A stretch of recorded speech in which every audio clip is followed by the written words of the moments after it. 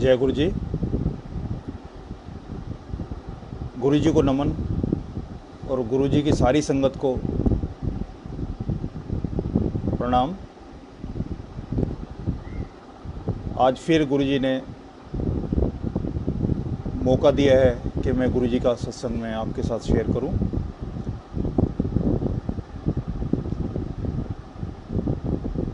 गुरु जी को की कृपा को अगर एक शब्दों में, एक लाइन में अगर डिफाइन करना है तो मुझे जो मैसेज है गुरु जी का वो ये है कि गुरु जी वो दे सकते हैं जो पैसे से ख़रीदा नहीं जा सकता। हम अपनी लाइफ में गौर करें कि हमें क्या ऐसी चीज़ है जो पैसे से ख़रीदा नहीं जा सकता, तो उसमें सबसे पहले है ज़िंदगी।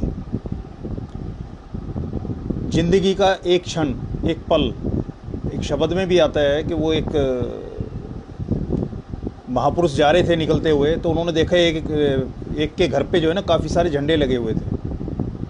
तो वो झंडे लगे हुए थे तो उन्होंने जो है ना, उनको जिज्ञासा है, उन्होंने पूछा उससे कि भाई ये झंडे किस लिए लगा रखे हैं। तो उसने कहा कि मेरे जब 1 लाख इकट्ठे हो जाते हैं मेरे पास और नए 1 लाख हो जाते तो मैं एक झंडा लगा देता हूँ, तो जितने झंडे लगे हुए हैं उतने 1 रुपये मेरे पास हैं। तो कहने लगा कि भाई वो चलते हुए कहने लगे एक काम करो, ये एक सुई मेरे पास है तो इसको रख लो, मैं अपने अगले जन्म में ले लूँगा, ये कहीं खो जाएगी फिर मैं ढूंढता फिरूँगा इसको। तो वो हंसने लगा कि महाराज क्या आप बात करो, इतने ज्ञानी होने के बावजूद ये अगले जन्म में कैसे मैं इसको ले लूँगा, दे दूँगा आपको, मैं कैसे ले जाऊँगा। तो कह ये जो जितने झंडे लगा रखे हैं, जो ये सब कमाई कर रहा है तो दिन रात करके हर तरह का काम करके जो कमाई कर रहा है, क्या ये साथ जाएगी? कह रहे जो साथ जानी है कमाई वो तो तू कर ही नहीं रहा, और ये तो सारी दुनियावी चीज़ें यहीं रह जानी है। तो ऐसे ही जब उसने एक ने लाखों करोड़ों अरबों कमा लिए, कमाने के बाद में भी जो है वो एक दिन यमदूत ने आगे बोला जी चलो अब महाराज आपका टाइम हो गया। तो वो कहने लगा भाई ये सारा इतना बड़ा एम्पायर मैंने खड़ा किया हुआ है और बच्चों को किसी को कुछ पता नहीं है, तो भाई एक काम करो थोड़ा सा टाइम दे दे, मैं इसको सबको समझा देता हूँ, बता देता हूँ, फिर ले चलना। कह रहा ये तो पॉसिबल नहीं है, तो हो नहीं सकता। तो कहने लगा भाई एक काम कर, तो जो है ना मेरे से 1 करोड़ रुपए ले ले और मेरे को जो है ना 1 दिन का टाइम दे दे। वो कहने लगा जी ये संभव नहीं है, जो टाइम तय है उस पर आपको लेके जाना है। वो बढ़ते बढ़ते और उसने कहा कि ज़िंदगी भर की जितनी मेरी कमाई है वो सारी मेरे से ले ले, तो और एक सांस दे दे मेरे को। तो कहने लगा जी ये भी पॉसिबल नहीं है। तो कहने लगा कि भाई अच्छा मेरे को ले तो जा रहा है, पर मेरे बच्चों को और इनको ये बता देना कि ज़िंदगी भर जिस कमाई के पीछे मैं पड़ा रहा, जो मैंने कमाई की, उससे मैं एक सांस नहीं खरीद पाया।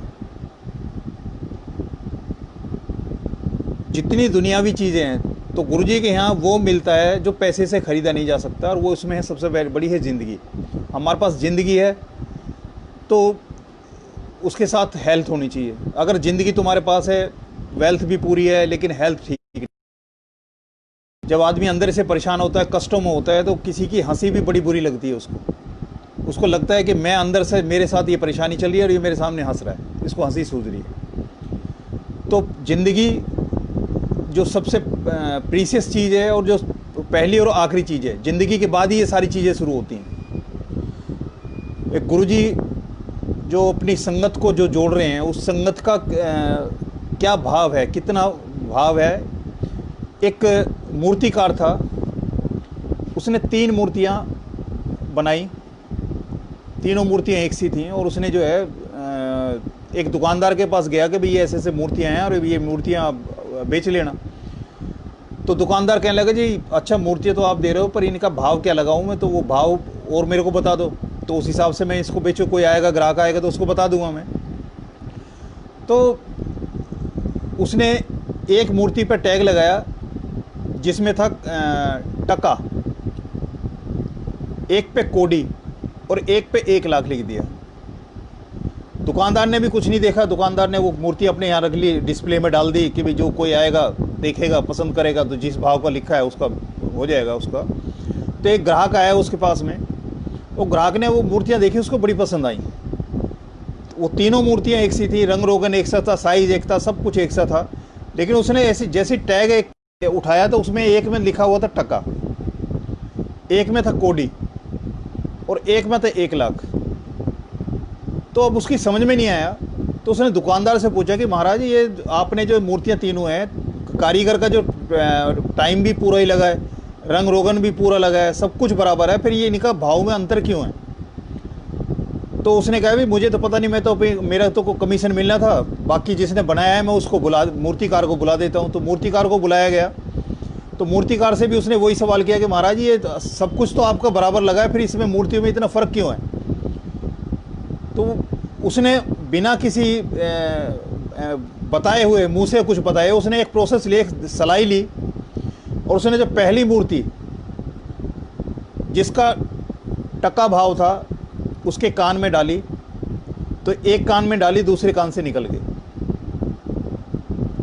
वही प्रोसेस उसने दूसरी मूर्ति के ऊपर किया जिसका कोडी भाव था, उसने एक कान में डाली, मुंह से निकल गई, फिर दूसरे से डाली, फिर मुंह से निकल गई। फिर तीसरी मूर्ति के साथ भी उसने वही प्रोसेस किया, तो उसने एक कान से डाली तो वो बाहर नहीं निकली कहीं से भी, दूसरे कान से भी डाली, वो भी अंदर चली गई। तो गुरुजी के यहाँ भी ये है कि अगर हम एक कान से सुनेंगे जो गुरुजी सुनाना चाहते हैं, शब्द सुनाना चाहते हैं, सत्संग सुनाना चाहते हैं, एक कान से सुना, दूसरे से निकाल दिया, अंदर नहीं गया। गुरुजी जो साथ साथ ये जो आपके शब्द हैं उसको साथ साथ बोलने के लिए जो मने करते थे, उसका भी कारण था कि आपने कान से सुना, मुंह से निकाल दिया, तो वो आपके अंदर ही नहीं गया। तो जब तक ये शब्द और दवाई या सत्संग आपके अंदर तक नहीं जाएगा, तब तक वो एक्टिवेट नहीं होगा। जिसके लिए गुरुजी आपको सुना रहे हैं, जो चीज़ आपको समझाना चाहते हैं, जब तक आपके अंदर नहीं गया, तब तक वो किसी काम का नहीं है। दवाई ली और उल्टी आ गई, इसका मतलब में नहीं है। तो तीसरी जो मूर्ति है उसमें यह है कि दोनों कानों से सुनो और उसको आत्मसात करो, अपने अंदर करो, फिर उसका मनन करो। जो शब्द में चलता है कि 4 तरह के जो सत्संग में जो है ना, 4 तरह के जैसे वो आते हैं, संगत आती है, तो उसमें यही है, ऊँघे, चूंगे, सूंघे, डूंगे। तो उसमें जो बाइफर्केशन किया है उसका भी एक ही मतलब है कि जब तक जो सुना है उसका मनन करके उसको अमल में ना लाया जाए, तो वो सत्संग सुनना और सुनाना सब बेकार है। जितना सुना जाए उसको ध्यान से सुना जाए, और जहाँ जो है, तो गुरुजी को मानने की संगत से, गुरुजी की मानने की संगत के लिए बहुत ज़रूरी है कि जो हम सुनते हैं उसको अपनी ज़िंदगी में उतारें भी। एक बहुत 423 ईस्वी की बात है कि इसमें आप चाइना में पूरे समाज का तहस नहस हो चुका था, कोई नैतिकता नहीं थी, कुछ नहीं था। तो वहाँ का राजा बड़ा परेशान था कि समाज को कैसे सुधारा जाए। तो वो भारत से एक बौद्ध का जो भिक्षुक को लेके गया था, जिसका नाम बोध गया था। तो जाके वो वहाँ उनको प्रवचन दिलाने शुरू किए, उसने मतलब संगत लगाई, उसने प्रवचन दिलाने शुरू किए। तो उसमें बताते हैं कि उस राजा के साथ में करीब 1000 लोग जो है ना बैठ के उसको सुनते थे।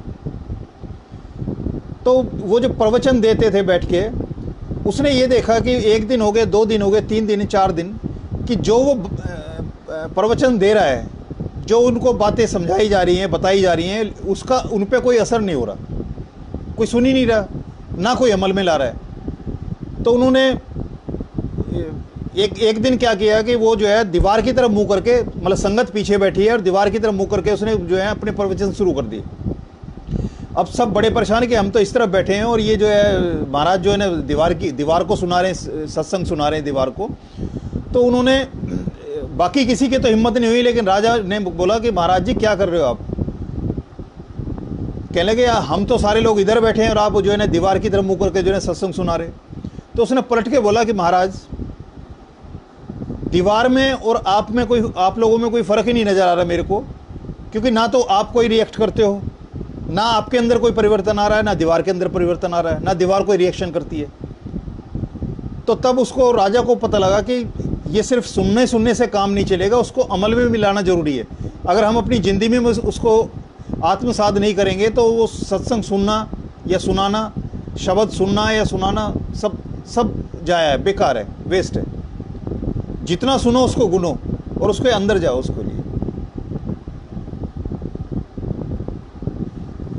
गुरुजी के यहाँ जो गुरुजी कहते हैं कि मांगो मत मानो, और जो ट्राई करने देखने वाली चीज़ है जगह जगह कि गुरुजी हमें प्रूव करो कि ये आप ऐसा करते हैं, ऐसा होता है। तो जो मनोज जो संगत थी जिसके थ्रू गुरुजी ने मेरे को बुलाया था अपने पास में, उसकी ज़िंदगी का गुरुजी के यहाँ आने से पहले एक फ़लसफ़ा था कि एक साल में उसके 29 एक्सीडेंट हुए थे और 3 मोटरसाइकिल ख़राब हुई थी उस एक्सीडेंट्स में।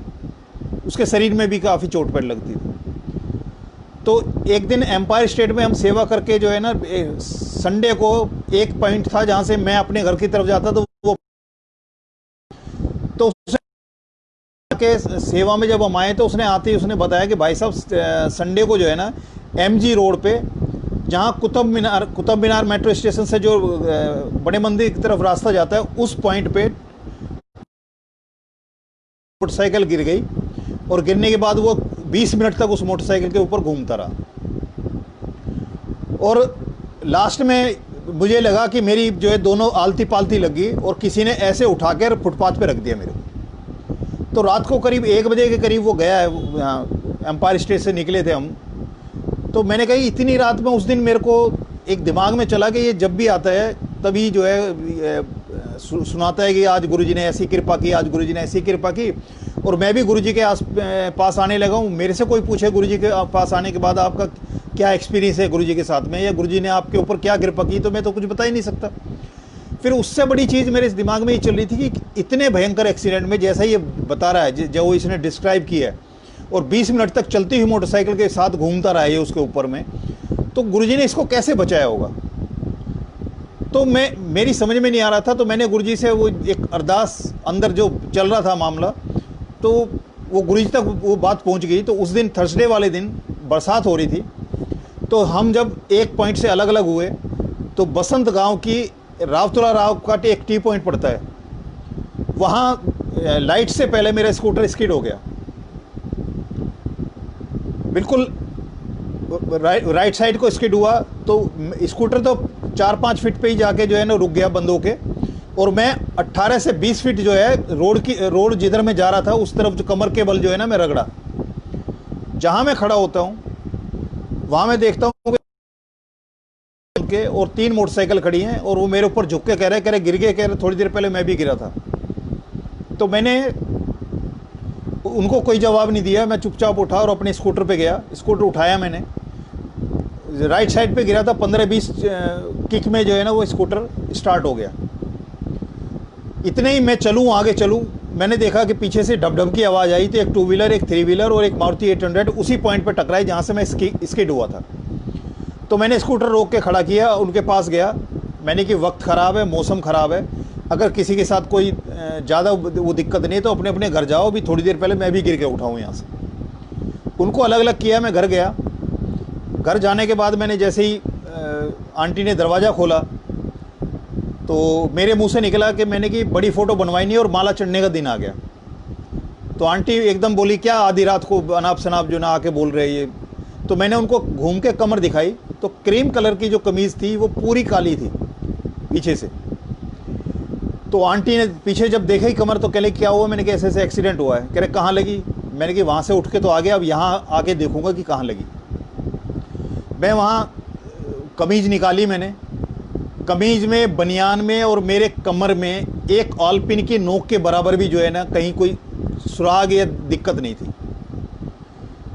मैंने महसूस किया कि जब मैं, पहली बात तो उतना पानी नहीं था जो मेरे शूज़ भी उसमें भीग सकें। रोड के ऊपर मैं 18 से 20 फीट जो मैं रगड़ा हूँ कमर के बल, तो मुझे लगा कि रोड और मेरे बीच में कोई चीज़ थी जिसके ऊपर मैं इतना लंबा गया हूँ, क्योंकि पानी इतना नहीं था जिसके ऊपर तैर के जा सकता था मैं। तो अगले दिन मेरा वही रास्ता था ऑफिस जाने का। अगले दिन मैंने जाके देखा, ना वहाँ कोई तेल था ना कुछ था, सब कुछ ओके था वहाँ। उस सारे प्रोसेस में गुरुजी ने उसको कैसे बचाया था एक्सीडेंट से, वो मेरे को प्रैक्टिकल करके दिखाया है गुरुजी ने कि नालायक ऐसे बचाया जाता है, ऐसे बचाता हूँ मैं। तो जो कृपा, जो ब्लेसिंग्स गुरुजी ने मेरे लिए या किसी संगत के लिए रखी हुई थी, मैंने अब उनको टेस्ट करने के में जाया करा दी। तो मैं उसके बाद से मैंने कान पकड़ लिए कि गुरुजी अब कोई टेस्ट नहीं चाहिए, क्योंकि एक टीचर जब कोई लेक्चर डिलीवर कर रहा होता है तो अगर बीच में कोई स्टूडेंट सिली क्वेश्चन करने लगते हैं तो टीचर का पता है कि जब तक इसके सवाल का जवाब नहीं देगा तो वो जो है आगे नहीं बढ़ने देगा। और 1 घंटे का लेक्चर या 40 मिनट का लेक्चर 2 दिन 3 दिन भी चल जाता है अगर इस तरह के सवाल करते हैं। अगर सिर्फ ध्यान से सुना जाए, उसको सुना जाए, एक बार उसको ध्यान से सुन लें, फिर उसको अमल में लाएं, उसके बाद अगर कुछ समझना है तो टीचर से बात की जाए। तो वही गुरुजी का है कि गुरुजी ने बहुत आसान तरीके से अच्छे से मुझे वो करके दिखाया। तो मैं तब से सब इस संगत से यही कहता हूँ कि मान लिया मुझे ना मुझे दर्द हुआ, ना मैं हॉस्पिटलाइज हुआ, ना चीर फाड़ हुई, ना मेरे घर वाले परेशान हुए, ना मेरे रिश्तेदार परेशान हुए, ना मेरे पड़ोसी परेशान हुए, ना मैंने कोई छुट्टी ली, ना मैं अपने हॉस्पिटल में एडमिट हुआ, ना मेरा बैंक बैलेंस घटा और मेरा कैंसर ख़त्म हो जाता है। गुरुजी की ब्लेसिंग से मेरा को सत्संग सुनाने के लिए कि गुरुजी के साथ मैं आया हूं तो मेरे पास ऐसा कुछ नहीं है सुनाने के लिए। उसके लिए क्यों ऐसे प्रोसेस में जाया जाए कि हमें दर्द हो, हॉस्पिटलाइज हो, चीर फाड़ हो, सारे जो नियर डियर हैं वो सारे परेशान हो, बैंक बैलेंस ख़त्म हो, छुट्टियां लें, वो उस प्रोसेस में जाने की ज़रूरत ही नहीं है। तो इसलिए है कि जो जिस संगत के पास गुरुजी के यहाँ मत्था टेकने के बाद जब से गुरुजी ने हाथ पकड़ा है और उसके पास कोई भी सुनाने के लिए सत्संग नहीं है तो उससे अच्छी पोजीशन कोई नहीं है। क्योंकि गुरुजी राउंड द क्लॉक 24/7 डेज हर क्षण हमारा ख्याल रखते हैं, हर एक का। हम अपने ऑफिस से, हम अपने बिजनेस से, हर जगह से वीकली ऑफ भी लेते हैं, रात भी अपनी बिताते हैं, लेकिन गुरुजी हमारे लिए हर समय सजग तैयार रहते हैं। मेरा छोटा भाई है, उसको एक सिस्त हुई चेस्ट में, हार्ट की साइड में उसके सिस्त हुई। तो उसने डॉक्टर को दिखाया, एमआरआई कराई उसने। तो एमआरआई में उसमें देखा कि जो उसका जो सिस्त जो है वो लीवर उसके हार्ट की तरफ बढ़ रही है और डॉक्टर ने बताया कि अगर ये ज़्यादा ही चलेगी इस तरफ तो ये हार्ट को प्रेस करेगी और आपकी दिक्कत हो जाएगी। तब उसका था कि इसका ऑपरेशन कराना है, क्या करना है। उसका देखा तो उसने अपोलो हॉस्पिटल में गया, वो वहाँ टेस्ट वेस्ट कराए तो डॉक्टर ने बताया को उसका करीब जो है 1.5-2 लाख का जो है उसका खर्चा एक पैकेज बता दिया जी, इतना को लगेगा लेजर से होने के लिए। उसके ससुर जो हैं वो इसी मेडिकल लाइन में ही थे और वहीं से रिटायर हुए थे हॉस्पिटल से।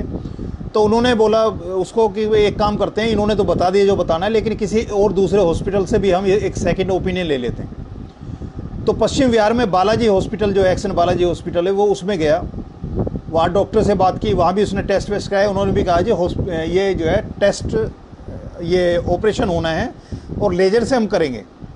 लेकिन डॉक्टर ने उसके साथ में एक चीज़ बोल दी कि हो सकता है जब हम लेजर से ऑपरेशन करें तो ये ओपन भी करना पड़े। तो उसने घर में आके बताया कि ऐसे ऐसे उसने डॉक्टर ने बोला कि लेजर करते करते भी हो सकता है इसको ओपन भी करना पड़े। तो हमने डिसाइड किया कि भी जब ओपन के चांसेस ओपन के बन रहे थे, एक काम करो इसको जो है ना ओपन ही करा लेते हैं, लेजर से नहीं कराते। क्योंकि एक भी उसमें अंदर कुछ बचा रह गया तो फिर दोबारा से वो डेवलप हो जाएगा तो उसका कोई फ़ायदा नहीं है। तो उसको ओपन सर्जरी की बात हुई। वहाँ जो उन्होंने पैकेज बताया तो जो पैकेज अपोलो वाले ने बताया था उसका जस्ट हाफ इन्होंने बोला। छोटे भाई ने 10,000 कम जमा कराए जब उस एडमिशन हुआ उसका ऑपरेशन के लिए, तो 10,000 उसने कम जमा कराए। उसका ऑपरेशन हुआ, उसकी पूरी रिब्स जो हैं ऊपर से नीचे तक सारी रिब्स काट के जो है ना अंदर से उन्होंने सफाई की और जो सिस्त थी। तो जब उन्होंने जार में ला के दिखाया तो वो जो हार्ट साइड में थी उसमें इतनी नहीं थी जितनी दूसरी तरफ पूरे में फैली हुई थी। तो बिल्कुल इस तरह से दिखाया कि हमने जब उसने आके दिखाया डॉक्टर ने कि जी ये निकला है अंदर से, तो हमने कहा ये तो बहुत छोटा सा महसूस कर रहे थे, ये तो एनाकोंडा की बना हुआ है इसके अंदर में। जब उसको डिस्चार्ज करना हुआ तो उसने बताया था कि उसको कंफर्म था, एक टाइम ऐसा आया था कि उसको अपने अंदर से जब उसको होश आया था बेहोशी के बाद, ऑपरेशन के बाद में, तो उसको ये डिसाइड करना उसको था कि वो स्वर्गीय हो चुका, जा चुका है, वो उसके अंदर ये चीज़ आ चुकी थी उसमें। और उसने कह रहा मैंने ये बाद में महसूस किया कि मैं हाँ अभी मैं जिंदा हूँ, क्योंकि जितना बड़ा ऑपरेशन था, जितनी बड़ी वो थी, उसमें उसको भी लगा था। और उस जब बेहोशी की हालत में तब उसके अंदर ये हो रहा था कि मैं जो है जा चुका हूँ। मे भी हो सकता है उसको जो है ना उस अपनी आत्मा या अपने शरीर से कहीं अलग दिखाई देती हो, जैसे गुरुजी ने कई संगत के साथ किया है। तो बाद में जिस दिन उसका डिस्चार्ज की बात थी तो उन्होंने आके बोला जी आप जो है ना फुल एंड फाइनल पेमेंट वगैरह आप कराओ, तो ठीक है। मैं गया नीचे जाया, मैं कहा जी वो ऐसे जो है ना उसकी वो आप फाइनल बिल बना दीजिए। तो उसने बिल बनाया मेरे को, तो मैं 25,000 जेब में डाल के ले गया था कि जो उनका पैकेज है 10,000 तो वो देना ही देना है जो उसके पैकेज में है, तो और ऊपर से क्या लगेगा। प्राइवेट हॉस्पिटल का हमें पता नहीं किस किस चीज़ देते हैं। लेकिन जब उसने बिल की फुल एंड फाइनल बिल बनाया उसने, तो उसने मेरे को बोला, मैं हाथ में पैसे लेके खड़ा था, उसने मेरे को बोला जी आपका 13,000 जो है ना रिफंड निकलता है, आप वहाँ जाके जो है 13,000 वापस ले लीजिए। आज तक ऐसा कोई प्राइवेट हॉस्पिटल कि जो जितना उन्होंने पैकेज बताया उससे 10,000 कम दिए हैं और उसमें से भी उसने 13,000 वापस कर दिए हैं। उसके ससुर भी जो पूरी लाइफ उन्होंने 40 साल मेडिकल लाइन में काटे हैं, कह रहा है ऐसा केस मैंने आज तक नहीं सुना कि किसी हॉस्पिटल वाले ने, कह रहे शेर के मुंह से तो जो है ना निवाला निकल सकता है, लेकिन हॉस्पिटल वालों से नहीं निकल सकता। तो जब मैं भाई के पास गया, उसके पास कह रहा है भाई साहब और कितना लगा, तो मैंने वो 13,000 निकाल के दे दिए उसको। मैंने कहा भाई ये 13,000 वापस किए हैं जो हमने जमा कराए थे उसमें से। ये सिर्फ गुरुजी हैं, जो गुरुजी की कृपा है, जो वो इस चीज़ को कर सकते हैं कि हॉस्पिटल वाले ने 13,000 वापस किए। उसी दौरान में हैदराबाद से मेरा भाई आया था उसके ऑपरेशन के लिए, तो वहाँ हॉस्पिटल जाने लगा उसी पीरियड में। तो वो अपनी एक लीवर की प्रॉब्लम से दिक्कत है उसको, करीब जो है एक स्टैबिंग हुई थी, तो उसमें करीब 13 चाकू लगे थे। तो एक चाकू उसके लीवर के उसमें लगा था, तो वो उसको तंग करता है, और डॉक्टर ने उसको ऑपरेशन बोला हुआ था कि जी इसका और कोई इलाज नहीं है, ऑपरेशन कराओ, और ऑपरेशन के सक्सेस होने के चांसेस भी बहुत कम है। तो वो जनवरी का टाइम था, उसके ऑपरेशन की वजह से जो है उससे जो बड़े वाला भाई था उसके ऑपरेशन की वजह से वो आया हुआ था दिल्ली। तो रात को उसके साले वहाँ रुका करते थे, हमें नहीं रुकने दिया उन्होंने। तो मैं शाम को जब फ्री हुआ था मैंने कहा मैंने तो मंदिर जाना है, और वो कहने लगा भाई साहब मैं क्या करूँगा, मैं तो आया ही इसके लिए था, जब मैं यहाँ रुक नहीं सकता हॉस्पिटल में तो मैं भी चलो आपके साथ वो चलता हूँ, मंदिर में चलता हूँ। हम मंदिर में गए, वहाँ जाके मैं अपनी सेवा में लग गया जो गुरु ने बख्शी हुई थी, और वो एक जगह बैठ गया लंगर वगैरह करके आराम से बैठ गया कि भाई साहब जब फ्री होंगे तो तब हम चलेंगे। उसी दौरान में उसकी वहाँ कि उसको लगा उसके प्राण जाने वाले हैं, तो उसने गुरुजी से अरदास की कि गुरुजी आपके दर पे मैं आया हूँ, क्योंकि बहुत साल से उसने कोई तांत्रिक, कोई ज्योतिष जो जिसने बताया, या कोई डॉक्टर जहाँ जिसने बताया, सब जगह उसने ट्राई किया, सबको आजमाया, सारे फेल हो गए।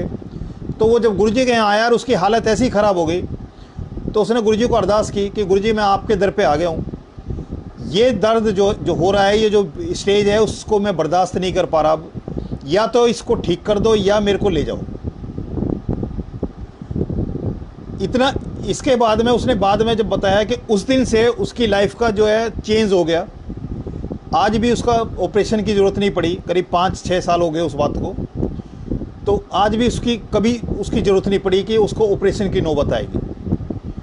और सारी जो उसको है, उसने अपनी ज़िंदगी जो है ना गुरुजी को उसी दिन सौंप दी, और उसी दिन से गुरुजी संभाल रहे हैं। तो उसको जब यहाँ से दिल्ली से वो हैदराबाद गया, तो उसका एक दिन फ़ोन आया मेरे पास, कह रहा भाई साहब दिल्ली तो बार बार आना नहीं होगा गुरुजी के यहाँ, तो कोई यहाँ सत्संग, कोई हैदराबाद वगैरह में कोई सत्संग वगैरह होता है? मैंने कि मेरे को तो इतना नहीं पता कि वहाँ हैदराबाद में कोई संगत है, पता करना पड़ेगा इसका। कह रहा अच्छा वो बेंगलोर में सत्संग होते हैं, आपने बताया था मंथली सत्संग होता है, तो एक काम करो बेंगलोर का वो कर दो, तो हम जो है सैटरडे की नाइट में निकल जाए, संडे को अटेंड करके सत्संग और हैदराबाद वापस आ जाया करेंगे बाई कार। जब मैं उसको एड्रेस उसको दे रहा था, तो तभी उसको वहाँ एक संगत के साथ जब उसकी मुलाकात हुई, तो उसको जो है वहीं सत्संग करने को मिल गया, अटेंड करने के लिए सत्संग मिल गया उसको। वो सत्संग अटेंड करने लगा। तो एक बार वो एनुअल गुरुजी का बर्थडे जो है ना सेलिब्रेट करना था उन्होंने, तो उससे पहले उसने उसके यहाँ पहला सत्संग उसने अपने यहाँ रखा। अब अपने यहाँ रखा, मेरे को बोला कि भाई साहब मुझे तो पता नहीं गुरुजी के सत्संग कैसे होते हैं, मैंने तो 1-2 बार यहाँ अटेंड किया है, और आप एक बार दिल्ली से आ जाओ तो कैसे क्या होता है वो सब आप थोड़ा सा बता देंगे तो गुरुजी का जो है ना सत्संग ठीक ठाक हो जाएगा, कोई गलती नहीं होगी हमारे से। मैंने कहा ठीक है।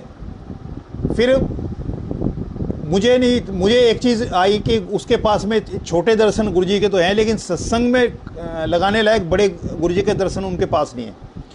तो मेरे मन में एक विचार आया, मैंने कि वहाँ जा रहा हूँ मैं सत्संग में, तो कम से कम एटलीस्ट जो है गुरुजी के दर्शन तो बड़े ले जाऊँ जो सत्संग में लग सके। मैंने एक संगति सेवादार थे हमारे, उन अंकल को फ़ोन किया। मैंने कहा अंकल ऐसे ऐसे मैंने हैदराबाद जाना है और वहाँ गुरुजी का सत्संग है और पहली बार सत्संग हो रहा है वहाँ, तो आप जो है गुरुजी के दर्शन चाहिए मेरे को। तो उन्होंने बोला कि अंकल कौन से गुरुजी के दर्शन चाहिए। मैंने कहा अंकल ये तो मैं डिसाइड नहीं कर सकता, क्योंकि मुझे गुरुजी के हर दर्शन जो है ना प्यारे लगते हैं, और मैं उसमें से ये चुन के नहीं बता सकते कि ये वाले दर्शन है, जो गुरुजी चाहेंगे आप वो दर्शन बना लेना। कह रहा ठीक है, जो मैं अपनी मर्जी से फिर देख लेगा। हाँ, जो गुरुजी के आगे वो देख लेना। जिस दिन मैंने बाई एयर जाना था हैदराबाद में, उनका 3 बजे के करीब मेरे पास फ़ोन आता है। 5 बजे मैंने ऑफिस से निकलना था कि अंकल ऐसे से जो है ना गुरुजी के वो दर्शन है, तो कहाँ लेने आऊँ। तो मैंने उनको बताया मैं तो अभी ऑफिस में हूँ, बताओ। तो उन्होंने अशोका होटल के पास में, कह लीजिए मैं वहाँ तक मैं आ जाता हूँ, किसी काम से मैं जा रहा हूँ तो वहाँ तक मैं आ जाता हूँ, आप ले लीजिए। तो उन्होंने जो है मेरे को दर्शन दिए। तो एक दर्शन तो मैंने मांगे थे, दूसरे दर्शन जो है ना उन्होंने कहा कि ये कैनवास पे बहुत बड़े अच्छे गुरुजी के दर्शन बने, और ये भी मैं कह रहा था दोनों आप ले जाओ, और जोन से आपको अच्छे लगे वो रख लेना। और मैंने कहा ये अंकल ऐसा है कि जब गुरुजी ने 2 बनवाए हैं तो वापसी का तो कोई बात ही नहीं है, और चॉइस की भी कोई बात नहीं है, ये दोनों ही जाएंगे। तो उन्होंने गुरुजी के दोनों दर्शन और गुरुजी की जूतियाँ भी उनसे मंगाई थी, और कुछ जो स्टिकर्स वगैरह थे वो जो उनके पास थे उन्होंने मेरे को दे दिया कि भाई सत्संग में जा रहे हो तो वहाँ की नई संगत है सारी, तो गुरुजी का जो है वहाँ भी जो है ना संगत परिवार बढ़ेगा, तो आप ले जाइए, जिसको गुरुजी ने चाहा वो उसको ब्लेस कर देंगे वहाँ। मैं वहाँ पहुँचता हूँ, वो एयरपोर्ट से जब मेरे को लेके जाते हैं घर में जाते हैं, तो मैंने जाते ही उनको कि मैंने कि भाई वो यहाँ जो है ना एक दिन पहले मैं गया था, एक दिन बीच में था, तो मैंने कहा भी मैं जो है ना ये गुरुजी के दर्शन लाया हूँ तो इसको जड़वा लेते हैं। उसके लिए पहले दर्शन जैसे ही खोलते ही वो भाई जो है वो एकदम से वो ऐसा भाव विभोर हो गया कि उसके आंख से आंसू आ गए। दूसरा उसने खोला, मैंने कि अंकल से एक मांगा था लेकिन उन्होंने 2 दे दिए हैं। दूसरा खोला तो बिल्कुल उसकी चीख निकल गई, और उसने अपनी वाइफ को बुलाया, आंटी को बुलाया कि इधर आओ। वो कह रहे हैं कि जब से गुरुजी के हमने सत्संग की बात करी है, यही 2 दर्शन है जिसके लिए हम पूरे हैदराबाद में जो यहाँ का टॉप का जो वो है जो ये बनाते हैं बड़े बड़े करके, और कह रहे पूरे वर्ल्ड से जहाँ जहाँ मेरे को पता लगा सबसे दर्शन मंगा के उनको एनलार्ज कराया तो सारे फटते थे, कोई भी ठीक से नहीं बन पा रहा था। और कह रहा है कि गुरुजी ने देखो बिना आपकी मेरी कोई बात नहीं हुई कि आप गुरुजी के दर्शन लेके आओ, हमें तो ये था गुरुजी के हम सत्संग करा रहे हैं तो गुरुजी के बड़े दर्शन होने चाहिए सत्संग में रखने के लिए, और गुरुजी ने आपके थ्रू जो है ना अपने आप ही बिना कहे जो है ना वो 2 दर्शन जिसके लिए हम जगह जगह भटक रहे थे, वही 2 दर्शन गुरुजी ने भिजवा दिए। तो ये गुरुजी का है कि उनको गुरुजी को पता था कि वो जो करने जा रहे हैं उसमें किस चीज़ की ज़रूरत है। ऐसे ही जब पहली बार ये गुड़गांव में एक एनुअल सत्संग था 2010 में, तो मेरे चाचा जी थे, उससे पहले एक बार एक किसी निगमबोध घाट पे जो है ना किसी डेथ में मैं शामिल होने गया था क्रिया में। तो मैं जो रियल चाचा जी हैं वो मेरे से बोले कि बिलायती कैसे आया है। मैंने कहा जी मैं तो स्कूटर से आया हूँ। कह रहा भाई थानेदार तो जो है ना गाड़ियों में घूमते हैं, तो अभी भी स्कूटर से घूमता है। तो मैंने कहा भाई मैंने चाचा जी 52 लाख की गाड़ियाँ फ्री चल रही हैं जिसमें मेरा 1 पैसा टिकट नहीं लगता, और मैं स्कूटर मेंटेन कर रहा हूँ, तो मैं तो पहली लग्जरी लाइफ जी रहा हूँ। उन्होंने बात कही और ख़त्म हो गई। उसके बाद से जो 17 साल वो स्कूटर मेरे पास रहा। उसके बाद से वो स्कूटर ने प्रॉब्लम करनी शुरू कर दी। मेरे को तो ऐसा कुछ नहीं महसूस है, वो प्रॉब्लम करनी शुरू कर दी। और वो स्कूटर मैं मतलब बार बार मैंने मैकेनिक के पास ले जाऊं, लेकिन वो ठीक हो और फिर गड़बड़ हो जाए। एक दिन ऐसा आया कि वो स्कूटर में चलने का नाम लिया और मैंने उसको मैकेनिक को जाके भेज दिया, मतलब मेरे हाथ से चला गया, स्कूटर चला गया। उसी दौरान में गुरुजी ने एक मेरा हाई कोर्ट में केस चल रहा था सर्विस का, उसका फैसला करा दिया और उसमें से मेरे को कुछ पेमेंट आई। तो बच्चे वो कहने लगे कि मेरी बीच वाली बिटिया जो है गुड़गांव में सर्विस करने जाने लगी जब, तो उस बिटिया को मैंने कहा कि मैं एक काम करते हैं कि गाड़ी ले लेते हैं, तो भाई अभी सीख ले गाड़ी और गाड़ी से जाना, क्योंकि तेरा स्टेटस ऐसा है, हमारी तो नौकरी छोटी मोटी, हम तो स्कूटर से भी काम चला लेंगे, तुम गाड़ी ले लो, तुम्हारे लिए गाड़ी लेते हैं। वो गाड़ी ली जी। चाचा जी ने जो बात की थी वो गाड़ी उनके यहाँ मैं आज तक उसके बाद में कभी स्कूटर से नहीं जाने दिया गुरुजी ने। वो बात गुरुजी को लगी। और मैं पहले भी शायद बताया होगा कि 2009 के लास्ट में मकान बनवाया गुरुजी ने। 10 मार्च 2010 में बड़ी बिटिया की शादी कराई गुरुजी ने। और 21 नवंबर 2010 में वो गाड़ी दी।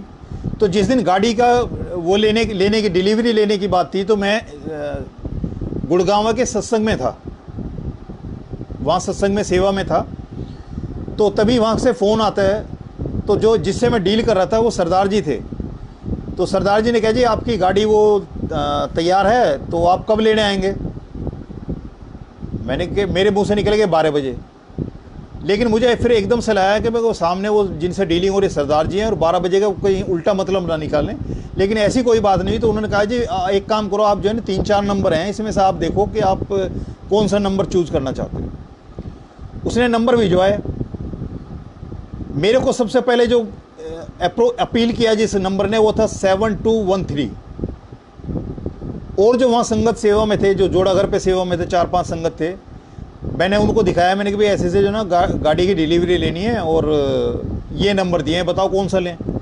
सब ने वो 7213 वो एग्री हुए कि जी अंकल ये गुरुजी के यहाँ तो 13 का मतलब है एक ओंकार। सारी दुनिया में इसको जो है ना अशुभ माना जाता है, लेकिन गुरुजी के यहाँ आके वो एक ओंकार हो जाता है। तो इसलिए वो कहने कि जी इससे बेस्ट नंबर तो कोई होगा ही नहीं। और जो संगत इस चीज़ को जानती है वो उस 13 नंबर को ढूंढती रहती है कि कहीं 13 नंबर उसको मिल जाए। क्योंकि उसमें दूसरे तरीके से जब मैंने उसको कहा कि ये नंबर कौन सा है, तो मैंने हिंदी में बोला 7213। तो उसको थोड़ा सा जल्दी बोला तो लगा कि 7213 बेस्ट इज योर्स, मतलब जो सबसे अच्छा है, जो सबसे अच्छा है वो मेरा है। वो गुरुजी ने मेरे को ब्लेस किया। वहाँ से उसकी डिलीवरी लेके छोटा भाई गया और सीधे मंदिर गुरुजी के यहाँ जो है ना मत्था टिकाने के लिए कि भाई मंदिर ले जाओ सीधे। तो जैसे ही वहाँ गेट पे पहुँचे हैं तो गुरुजी जैसे इंतज़ार कर रहे थे, गुरुजी का स्टिकर, गुरुजी के दर्शन जो अंदर उस पर डैशबोर्ड पे लगते हैं वो, और उसकी चाबी में चैन का छल्ला, वो सारा ऐसे ठप ठप ठप ठप लगा कि जैसे लगा कि गुरुजी इंतज़ार कर रहे थे कि गाड़ी आएगी और उसके लिए सब कुछ बिल्कुल गेट पे। और वो गाड़ी से चलना शुरू हो गया। मैंने गाड़ी कभी किसी से सीखी नहीं। एक छोटे भाई की एक बार 20 मिनट के लिए जो है ना मैं उसमें एक राउंड काट के आया था। उसके बाद कभी मैंने गाड़ी नहीं सीखी। जिस बिटिया के लिए गाड़ी ली थी उसको डरा दिया गया कि बेबी तुम NH8 पे जो है ना हाईवे पे सीधे निकल के जा रही है, अभी सीखी है तुमने। तो वो डर के मारे उसने जो है वो ले जानी छोड़ दी। तो सब ने बताया कि गाड़ी जो है ना अगर ऐसे खड़ी रहेगी तो ये वैसे ख़त्म हो जाएगी। तो मैंने गुरुजी का नाम लिया और मैं सिर्फ सैटरडे गुरुजी की मंदिर की तरफ जाता है। मैं कही गुरुजी संभालो, मैं लेके आ रहा हूँ। तो मैं मंदिर घर से लेके और मंदिर के बीच में आने जाने में हर वो सारी चीज़ें मौजूद थी जो एक ड्राइवर को ज़रूरी होती है। और गुरुजी ने वो मेरे को वो ड्राइविंग सिखाई, बड़े अच्छे से गुरुजी ने चलाना सिखाया बिना किसी उसके। आज तक मैंने कोई एक्सीडेंट नहीं किया। मेरे कोई मार के गया है तो ठीक है, लेकिन मेरे हाथ से किसी का एक्सीडेंट नहीं हुआ। फिर एक बार मेरे को सपने में दिखाया गुरुजी ने कि मेरा स्कूटर जो है वो चलते चलते उसका पिछला पहिया टूट गया। सपना समझ के भूल गया मैं। एक दिन बड़े मंदिर से जो है ना सेवा करके आ रहे थे, लेट में 1-1:15 का टाइम था। बिटिया पीछे बैठी हुई थी, मैं आगे था। तो गुड़गांव की एक संगत है, तो वो हमारे साथ साथ आ रही थी पीछे पीछे। तो उन्होंने छतरपुर मंदिर के सामने की तरफ मेरे को रोक के बोले कि अंकल, आपका पिछला पहिया कुछ बबलिंग कर रहा है, ज़्यादा बबलिंग कर रहा है, तो आप इसको देख लो। तो 1:15 का टाइम था। मैंने कहा भी इस टाइम क्या देखना है? तो मैंने बिटिया से पूछा, मैंने कहा बेटे आपको कुछ लग रहा है? कह लेंगे पापा मेरे को तो नहीं लग रहा, बिल्कुल ठीक है। मैंने कहा मेरे को भी नहीं लग रहा। तो मैंने कहा अभी यहाँ क्या देखना है, घर जाके देखेंगे। NH8 पे जब मैं पहुँचता हूँ और घर से करीब डोमेस्टिक एयरपोर्ट से जो है मेरा के पास मेरा जो क्वार्टर था, सरकारी क्वार्टर, तो उसके करीब 1-1.5 किलोमीटर पहले ही मेरा पिछला पहिया टूट के मुड़ के अंदर फंस गया, रिम। रात को 1-1:30 बजे का टाइम, NH8 जहाँ ट्रक चलते हैं रात को और फ्री हैंड चलते हैं, और मैं साइड से जो है ना किनारे से करीब जो है इतना चल रहा था कि एक गाड़ी निकल जाए, और 50 और 60 के बीच में कहीं मेरी स्पीड रही होगी। कैसे वो स्कूटर एकदम रुका, बंद हो गया और एकदम किनारे पे आ गया। ना मुझे झटका लगा, गिरना और चोट लगना तो बहुत दूर है, हम में से दोनों में से किसी को भी झटका नहीं लगा। एकदम जाम हो गया और वहीं साइड में लग गया।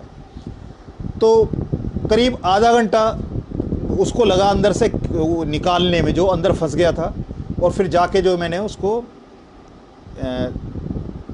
स्टपनी डाली, और स्टपनी डाल के फिर मैं जो है वो घर पहुंचा अपने यहाँ।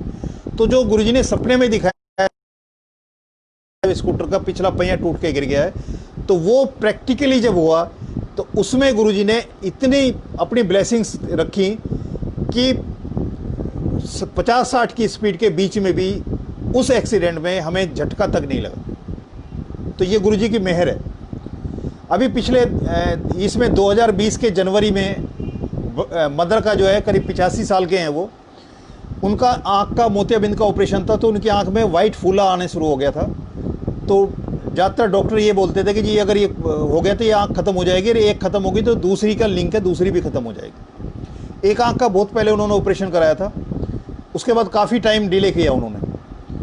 तो जब यहाँ इसमें हमने कराया, ऑपरेशन कराया, जहाँ मैंने भी अपनी दोनों आँख को कराया, तो मैंने मदर से बोला मैंने कि वो उसका डायग्नोसाइज बहुत अच्छा है और उस डॉक्टर का हाथ बहुत अच्छा है, तो वहीं कराते हैं। हम वहाँ उसके पास गए, उन्होंने पैकेज बताया 22,500 का। पैसे जमा करा दिए। जिस दिन ऑपरेशन होना था वो ऑपरेशन के लिए लेके गए। उनके बाद के सारे पेशेंट निकल आए और 1 घंटा हो गया। मेरी मदर जो है ना वो निकल के नहीं आए। तो हमें बड़ा हुआ कि एक तो उम्र है, अब पता नहीं वो उनकी आँख की क्या पोजीशन है, क्या है। तो अंदर जाएँ तो कोई बताए ना, अंदर तक जाने ही ना था पहली बात तो, और जो बाहर निकल कर आए उससे पूछे वो कुछ बताए ना। तो सबसे लास्ट में वो निकल के आए वापस। तो अगले वेरी नेक्स्ट डे जो है ना वो बुलाते हैं चेक करने के लिए कि ऑपरेशन ठीक हुआ है या गलत हुआ है।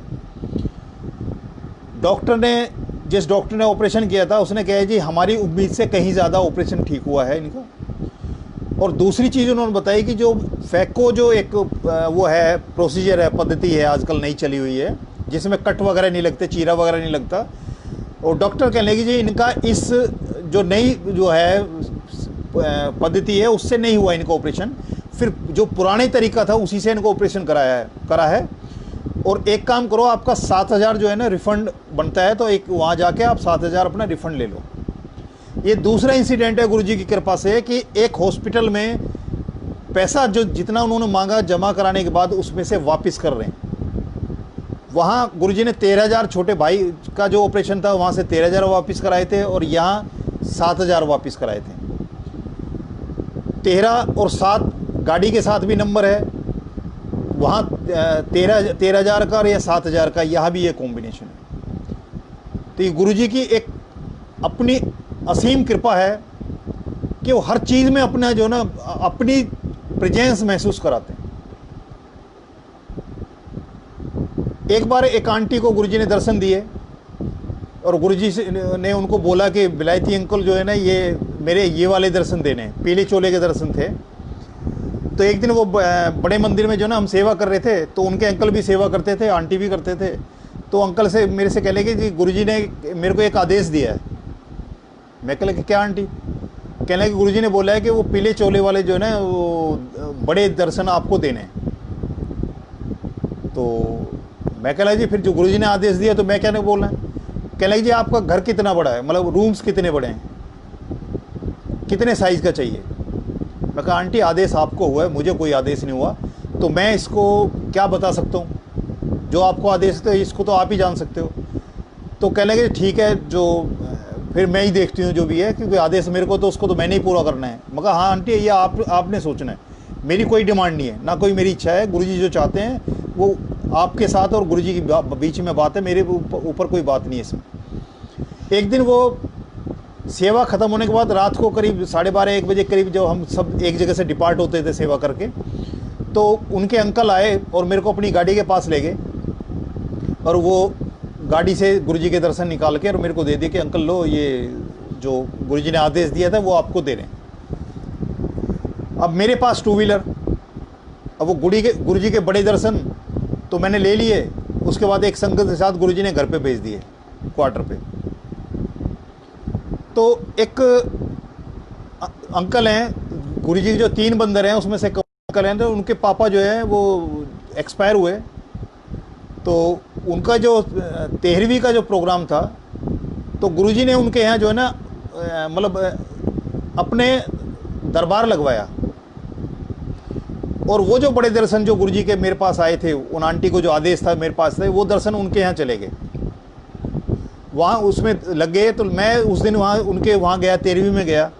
सब कुछ गुरुजी का दरबार का जब समापन किया तो उसके बाद बात थी कि भाई ये गुरुजी के दर्शन कैसे जाएंगे। मैंने कोई बात नहीं भाई, जब कभी मंदिर जाओगे गाड़ी से जाओगे तो ये पहुँचा देना। जब हम ये बात ही कर रहे थे और वहाँ वाइंड अप कर रहे थे सारा, तो वो अंकल, आंटी के अंकल जिन्होंने मेरे को गुरुजी के मंदिर के सामने जो है वो हैंड ओवर किए थे, वो दर्शन वो जब वहाँ पहुँचे तो सब कुछ हो चुका था। तो अंकल से हमने पूछा कि अंकल आप कैसे जाओगे, तो गुड़गांव की संगत थे। तो वो कह लगे जी मैंने तो गुड़गांव जाना है। तो हमने बोला कि अंकल जाना तो मैंने भी है, लेकिन ये गुरुजी के दर्शन जाने हैं तो इसको आप ले जाओ। कह रहे कोई बात नहीं, वो तो रास्ते में ही पड़ता है, तो मैं उधर से निकल जाऊंगा, कोई दिक्कत नहीं। जब वो वहाँ मेरे महरम नगर पुलिस कॉलोनी जो है उसमें मेरे क्वार्टर के नीचे जब उतरते हैं और वो दर्शन गुरुजी के मेरे को देते हैं, अंदर ले जाके ऊपर रूम में ले जाके देते हैं, तो उनकी हंसी छूट गई। मैं कह लगा अंकल क्या हुआ।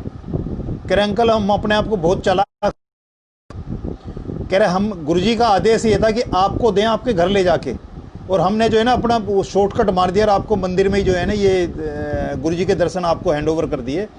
लेकिन गुरुजी ने आपके घर तक लाने के लिए भी मेरे को वो किया कि मैं इतना लेट हो गया वहाँ जाने में, और वहाँ जाए गुरुजी के दर्शन आए और अब मैं लेके आपके पास यहाँ लेके आया हूँ। तो कह रहे हम जो सोचते हैं, अपनी अक्ल जो लगाते हैं, वो अक्ल कई दफ़े ऐसा काम करती है कि उसको जो गुरुजी चाहते हैं होना वही है, लेकिन हम अपनी अकल लगा के उसका रास्ता लंबा कर लेते हैं।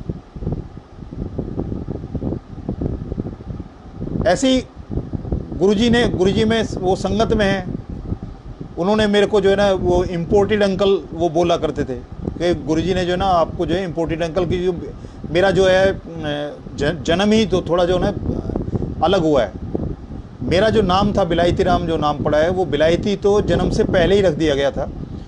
एक बहुत ही पूजा पाठ वाली लेडी थी, वो जिसके यहाँ फादर किराए पे रहते थे, तो उसने पहले ही बोल दिया था कि भाई अब के मुंडा होगा तो उसका नाम विलायती रखना। तो मेरी मदर बताते हैं कि मैं करीब 5.5 और 5.5 महीने का मदर जो है भूकंप में गिर गए थे, तो मिस कैरेज था। तो जब मेरा जन्म हुआ है, जब मदर गिरे थे तो चोट लगने से जो मेरा जन्म हुआ है, तो उस जन्म के समय में ना तो मेरे खाल थी, ना भौं थी, ना पलक थी, ना बाल थे।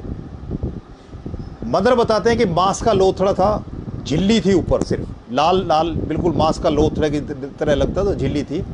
और ये भौं, पलक, बाल, वो ये सब कुछ जो है बाहर ही हुआ, उसमें डेवलप हुए हैं। आँख में पलक, शरीर पे खाल, ये सारे बाल, ये भौं, ये सब कुछ जो है गुरुजी की उससे हुए हैं। ऐसे हालात में बहुत कम बच्चे सुने हैं कि जो बिना किसी नर्सरी के, बिना किसी हॉस्पिटल के, घर में ही वो सरवाइव किया हो। तो मदर बताते हैं कि भी उस टाइम लाइन लग के जो ना लोग मुझे देखने आते थे कि क्या हुआ ऐसा, क्योंकि सांस चल रहा है, जीव मेरे अंदर है, लेकिन बाकी किसी का नहीं होता। तो इतने टाइम कितना रखा। तो मैं जब महसूस करता हूँ अपनी ज़िंदगी को, तो मुझे लगता है कि गुरुजी ने मुझे उसी समय से संभाल के रखा हुआ है जब मेरा जन्म हुआ था। जो मिसकैरेज था वो तब से संभाल रखा है। जिन लोगों ने उस टाइम मेरे को देखा था, उसके बाद बड़ी सिस्टर के जब हम कार्ड बांटने गए भोगल में आश्रम में, तो जिसको ये बताया कि ये विलायती है, तो उनका मुंह खुलने के बाद बंद होना बड़ा मुश्किल हो गया था। कि उनको लगता नहीं था कि 5 फुट 7-8 इंच का जो है ना वो होगा जो एक मांस का लोथड़ा उन्होंने देखा करते थे।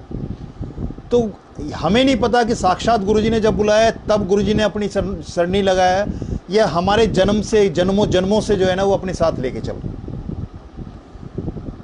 क्योंकि यही करते हैं कि गुरुजी जो है पिछले 10 जन्म से अपनी संगत को साथ साथ लिए चल रहे हैं और सबको इकट्ठा करते हैं, और चुनाव उनका है, पकड़ते वो हैं सबको। एक आंटी को गुरुजी ने दर्शन दिए, उन्होंने बोला कि जो है विलायती मेरा कबीर है।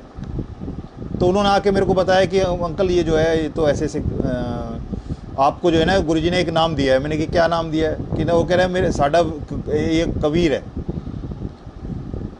किशोरी अंकल के थ्रू गुरुजी ने बोला कि हनुमान जी से मिले नहीं मिले। वो एक इम्पोर्टेड अंकल बोलने लगे। वो आंटी ने बता दिया, गुरुजी ने बोल दिया कि कबीर हैं। अब ये गुरुजी की कृपा है कि सिर्फ कहीं भी मेरे नाम को जो है ना, मेरा कोई निक नेम कभी नहीं रहा, लेकिन गुरुजी ने 3 मेरे को नाम जो है ना बख्श दिए। और ये गुरुजी की मेहर है, गुरुजी की कृपा है।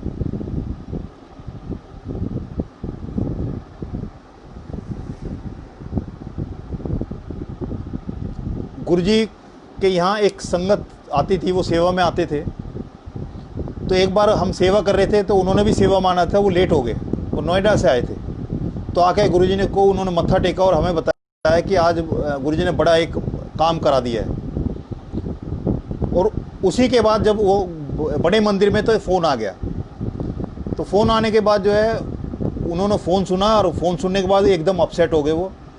तो वो कहने लगे गुरुजी मैं तो बड़ा खुश आया था कि आपने इतना अच्छा बड़ा एक काम जो है ना उनको टेंडर दिला दिया मेरे को, और आपने ये बुरी खबर कि भाई ये जो है टेंडर जो है ना आपको नहीं हो सकता है और ये नहीं होना। तो वो इस चीज़ से गुरुजी से गुस्सा हो गया कि गुरुजी आपने मेरी सारी खुशी एकदम छीन ली। इतना अच्छे रेट थे जो मेरे को टेंडर मिला था, आपने जो है मेरे को यहाँ अपने यहीं दरबार में ये खबर ऐसी दे दी कि वो टेंडर जो है वो आपको नहीं मिल रहा है। वो नाराज़ होकर घर बैठ गए। तो गुरुजी उनके पास पहुँचे। गुरुजी कह ले भाई नाराज़ किस लिए है,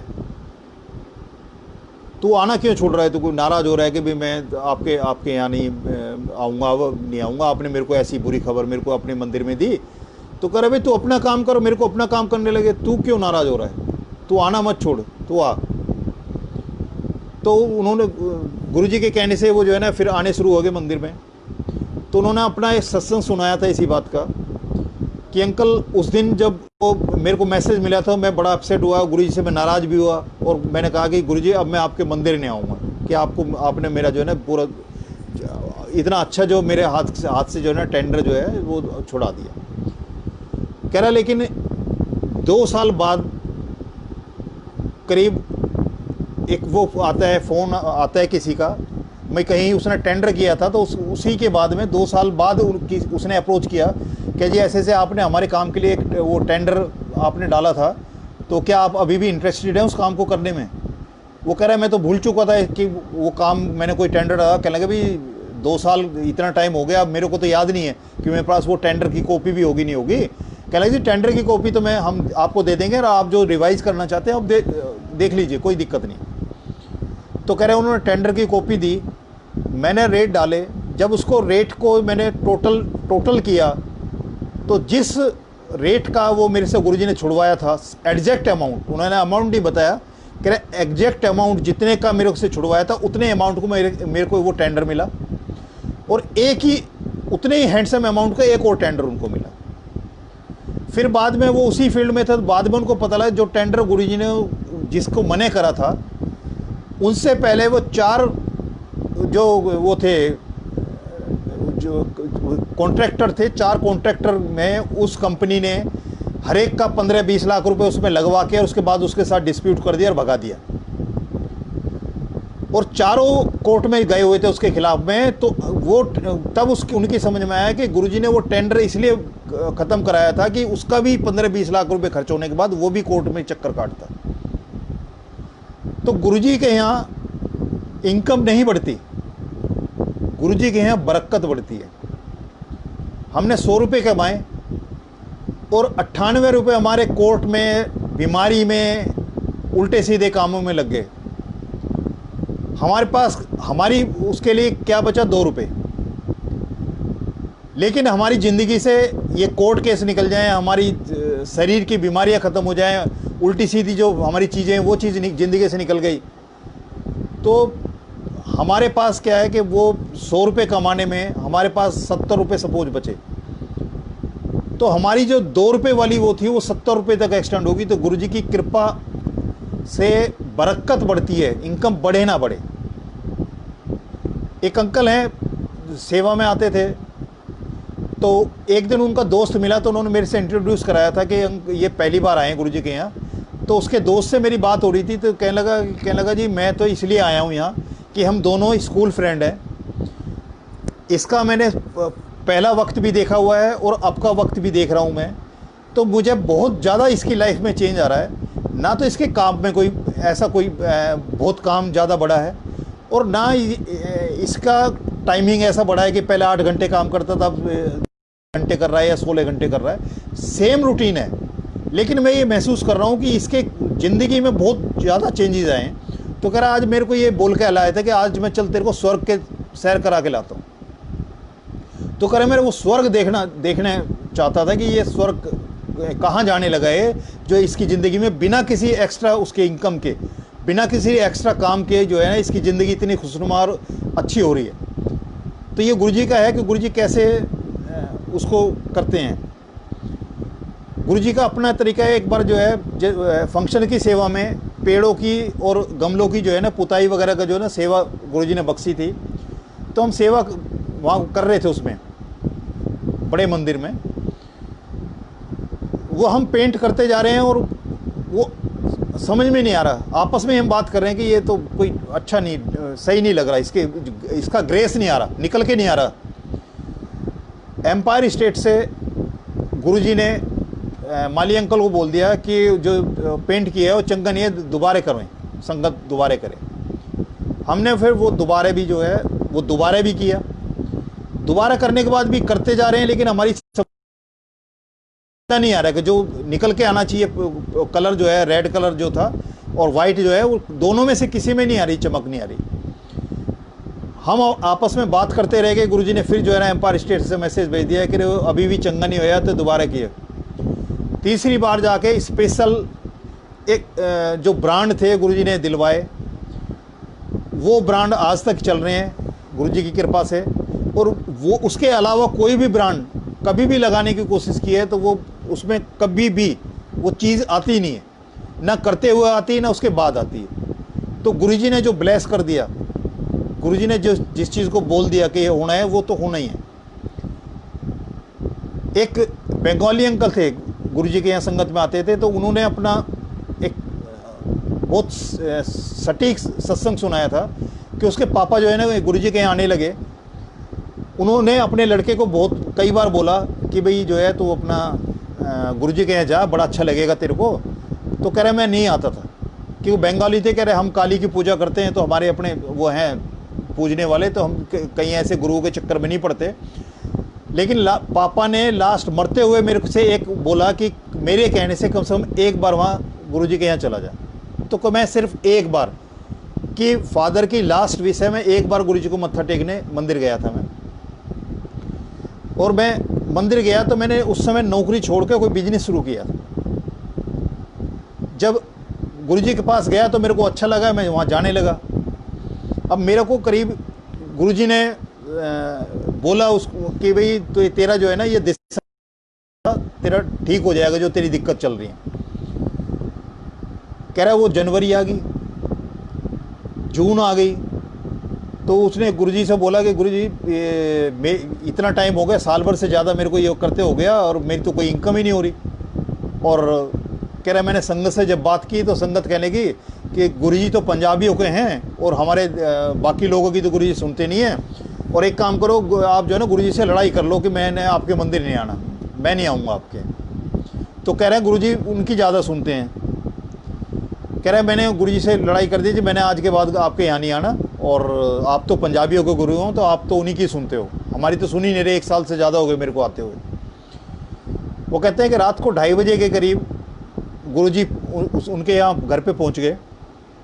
तो उन्होंने जो अपना बताया था कि उनकी वो सो रहे हैं, शरीर पड़े हैं, और उनकी आत्मा जो है वो बैठ गए हैं और साथ में गुरुजी बैठे हुए हैं। तो गुरुजी ने बोला कि भाई क्यों नाराज़ है, क्यों नहीं आ रहा? कह रहे गुरुजी आप तो और उनकी पंजाबियों को सुनते हो, हमारी तो आप सुनते ही नहीं हो। 1 साल हो गए मेरे को काम करते हुए, आपने कहा था दिसंबर में सब कुछ ठीक हो जाएगा और ये जून आ गया और अभी तक तो जो है कोई ऐसा लग नहीं रहा। तो गुरुजी ने बोला, कह रहा भाई तू आना क्यों छोड़ रहा है? कह रहे तो एक बात बता, मैंने दिसंबर ना बोलता तो तेरा जून आ जाता। कह जी वो तो ठीक है पर मैंने काम खोल रखा है, मेरे को कोई इनकम ही नहीं हो रही। तो गुरुजी ने बोला, कह रहे अच्छा एक चीज़ बता, तेरी कौन सी ज़रूरत पूरी नहीं हो रही? तो कह रहे मैंने ध्यान लगाया, बच्चों की फ़ीस भी जा रही है, रसोई का भी काम चल रहा है, बिजली टेलीफोन का भी बिल चल रहा है, आने जाने की गाड़ी का भी पेट्रोल चल रहा है। और कहने लगे जी नहीं गुरुजी मेरी समस्या है, बहुत ज़्यादा समस्या है। तो गुरुजी कहने लगे कि भाई जो तू मांग रहा है और जो मैंने तेरे उसमें लिख दिया है उसका 5% है। जो तू मेरे को बार बार नाराज हो रहा है कि मेरे को ये चाहिए, और जो मैंने तेरे भाग्य में जो लिख दिया है मैंने इरेज करके, उसका सिर्फ 5% है। अब बता कि मेरे तरीके से लेगा या अपने तरीके से लेगा? मैं तेरे को 10% दे देता हूँ लेकिन 90% ख़त्म हो जाएगा। कह रहा गुरुजी मेरे को मेरी दिक्कत तो मुझे ही पता है, तो मैं तो अपने तरीके से लूँगा। कह रहे तुझे अपने बारे में कितना जानता है? कह रहा जी मैं तो सब कुछ जानता हूँ अपने बारे में। गुरुजी कहने लगा अच्छा एक तेरी लाइफ का एक बहुत मेमोरेबल दिन था और नए कपड़े तूने डाले हुए थे, तो वो बता वो कौन सा दिन था? कह रहा है मैंने बहुत जोर डाला अपनी उस पर दिमाग पे, लेकिन मेरी वो समझ में नहीं आया, क्योंकि हमारे तो बच्चों के बर्थडे, हमारे बर्थडे, एनिवर्सरी, बहुत से ऐसे ओकेजन हैं जो मेमोरेबल होते हैं जिसको हम याद करते हैं, इकट्ठे होते हैं। तो कह रहे मैं मेरे को नहीं समझ में आया। तो गुरुजी ने जैसे रील चलाते हैं फिल्म की तरह से वो दिन दिखाया मुझे कि जो कपड़े मैंने पहने हुए थे, जो ओकेजन था, जिस ओकेजन के बारे में गुरुजी बात कर रहे वो सब कर रहे थे। तो गुरुजी ने बोला कि भाई अपने बारे में कितना जानता है? तो कहने लगे गुरुजी ऐसे, तो फिर गुरुजी ने 2-4 चीज़ें और पूछी उनसे, तो वो नहीं बता पाए उस चीज़ को। फिर कहने लगा कि भाई अब कितना जानता है अपने बारे में? कह ले जी ये तो 50% भी नहीं जानता। कह रहे भाई सोच ले और भी सोच ले। तो वो कहने लगे जी आप ऐसे कहोगे जी पिछले हफ्ते जो है शाम को कौन सी सब्जी खाई थी, तो ऐसे थोड़ी याद रहता है। कह रहा अभी तो तुम बोल रहा है कि भाई मेरे को अपने बारे में सब कुछ पता है। कह रहा है कि वो कहने लगे जी गुरुजी इसका मतलब इस हिसाब से तो मेरे को 0% भी नहीं पता अपने बारे में। तो गुरुजी ने बोला कि ये 0 कितनी लगानी वो भी लगा ले पहले, कितने 0 लगाना चाहता है। तो गुरुजी कहने लगे मैं तेरा पिछला भी जानता हूँ, जो तेरा चल रहा है इसको भी जानता हूँ, और जो तेरे आगे आने वाला उसको भी जानता हूँ। तो कह रहे जब मैं उसने अंकल का करीब जो गुरुजी के साथ बातचीत हुई उस दिन, उसको जब उन्होंने पहली बार वो किया, करीब 3.5 घंटे में वो सत्संग कंप्लीट हुआ जो गुरुजी के साथ बातचीत हुई। गुरुजी ने उसके साथ बातचीत की थी उनको। तो ये गुरुजी की कृपा है कि वो हमारा पिछला भी जानते हैं, हमारा अगला भी जानते हैं, जो चल रहा है उसको भी जानते हैं, और बिना हमारे कहे, बिना वो कल्याण करते रहते हैं। ऐसी एक संगत थी जो दिल्ली में जो है ना, वो अपनी लड़की के पास आई थी, बिटिया के पास आई थी ससुराल में। तो वो मंदिर आते थे गुरुजी के यहाँ, तो उन्होंने घर में अकेली क्या करें, वो भी साथ आ गए। तो यहाँ जब मंदिर में आए तो लंगर मिला, तो ऊपर बैठ के तो सिंगल थाली उनको मिली। तो जब थाली उन्होंने देने लगे सेवादार को, तो सेवादार ने बोला कि आंटी जो है ना इसको फिनिश करो आप, और इससे कैंसर भी ठीक होते हैं। तो उनको तो कुछ नहीं बोला, अपनी बिटिया को उन्होंने बोला कि हाँ अजीब सेवादार हैं। कह रहे मेरे को कह रहे हैं इसको सारा फिनिश करो, इसको कैंसर भी ठीक हो। तो कह रहे मेरे तो कान भी गर्म नहीं है और ये जो है ऐसे ऐसे बोल रहा है। वो दूसरी बार मंदिर गए, फिर उन्होंने जो है उसमें प्रसाद छोड़ दिया थाली में। फिर जिस संगत ने रिसीव किया कि उसके मुंह से भी ये निकला कि आंटी इसको फिनिश करो, इससे कैंसर भी ठीक होते हैं। आंटी ने फिर अपनी बिटिया को बोला कि ये यहाँ के अजीब माहौल है, यहाँ इन्हें और कुछ दिखाई नहीं देता, जो भी आता है कहता है भी इसको फिनिश करो, कैंसर भी ठीक होते हैं। तो इतना करते करते तीसरी बार जब वो गए तो उन्होंने वही लंगर किया। लंगर करने के बाद जब जा रहे थे तो जो कैंसर का जो फोड़ा था, जो उनके अंदर वाकई में कैंसर था, वो फूट गया और वहाँ से वो सीधे हॉस्पिटल गए, ऑपरेशन हुआ। जब वो हॉस्पिटल से निकल के आए, ठीक होकर निकल के आए, तो तब वो, मैं तो उनको पागल बता रही थी कि कैसे सेवादार हैं, वो बार बार बोलते हैं। तो गुरुजी ने तो 2 बार मेरे को इंडिकेशन दिया है कि कैंसर है, इसको पूरा फिनिश कर लो। तो ये गुरुजी की अपनी कृपा है कि मतलब वो जो उन्होंने बोल दिया, जो हमारे लिए छोड़ रखा है, जो चीज़ है, हर चीज़ पूरी की पूरी चाहिए। मैं पहले जैसे बोला है कि गुरुजी के यहाँ 5 सब्जेक्ट हैं, सिमरन है, सत्संग है, शब्द हैं, सेवा है और लंगर है। और हर सब्जेक्ट में हमारा पास होना ज़रूरी है अगर हम उसको डिग्री को पूरा लेना चाहते हैं। किसी एक सब्जेक्ट में 100% लेके और बाकी में 33 भी नहीं आएंगे तो वो डिग्री हासिल नहीं होगी। तो संगत का है कि अपना बैलेंस चला के चलें और हर जो चीज़ है सबको, सब में जो है ना वो पार्टिसिपेट करें।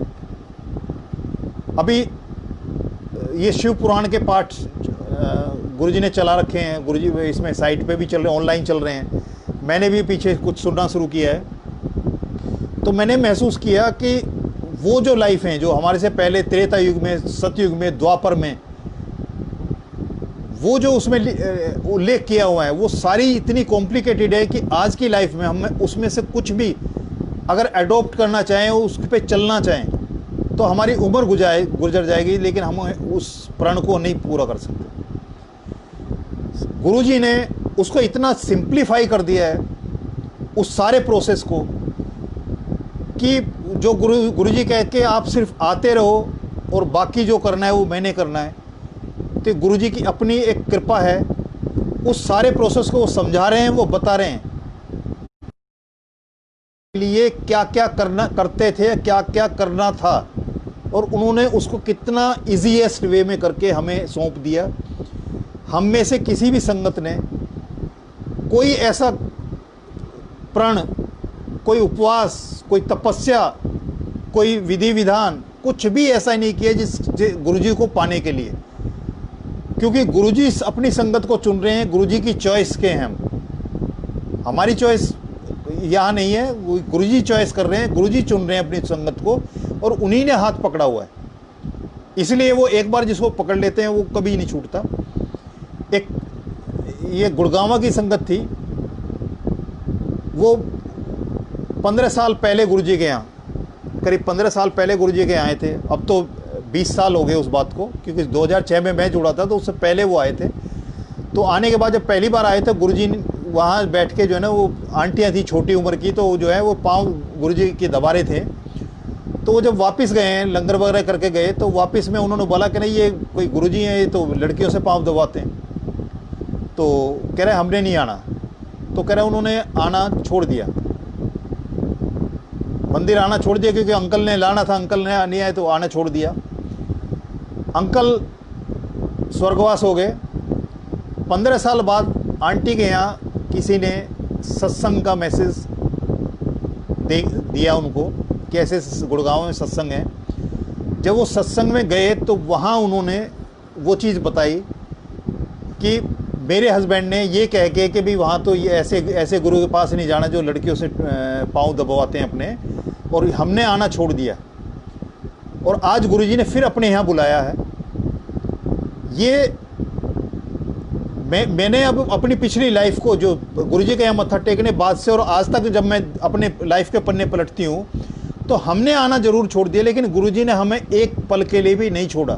मैंने महसूस किया है जिस फेज से हम निकल के आए हैं, आज जो 15 साल बीते हैं, वो गुरुजी की ही कृपा से बीत पाए हैं। अदरवाइज़ ये गुरुजी हमारे बस की नहीं था इससे इस पार आना। तो ये गुरुजी का अपना तरीका है कि किसको कैसे बुलाते हैं। 15-15 साल, 20-20 साल ऐसी एक संगत है, बड़े उसमें जो है ना, साथ में हम सेवा कर रहे थे। तो वो अंकल सेवा छोड़ के किसी अंकल से वहाँ बात करने लगे और 10-15 मिनट 20 मिनट उनको हो गए बात करते हुए। मेरे को थोड़ी सी दिक्कत हुई तो मैं उन अंकल के पास गया। मैं कहा अंकल आपकी दुकान खुलेगी, आपकी सेवा चालू है और आप जो है ना सेवा छोड़ के वहाँ बात करने लग रहे हैं। तो उन्होंने अपनी उनको नमस्ते किया, जय गुरु जी बोला और चले आए मेरे पास। तो मेरे को बोला उन्होंने कि अंकल मेरे ये पड़ोसी हैं बिल्कुल, और 1.5 साल से इनकी जो समस्या चल रही है वो मेरे को पता है, और मैं इनको बार बार बोलता था कि गुरुजी हैं हमारे और उनके पास आप जाओ तो बाकी कोई दिक्कत नहीं है। और कह रहा आज ये यहाँ मेरे को जो है बड़े फंक्शन मेरे को दिखाई दिए, तो मैं इनको देख के चौंक गया। तो मैं इनसे पूछ रहा कि आज ऐसा क्या हुआ कि आप इनके पास जो है ना हमारे पास यहाँ आए हो, गुरुजी के पास आए हो।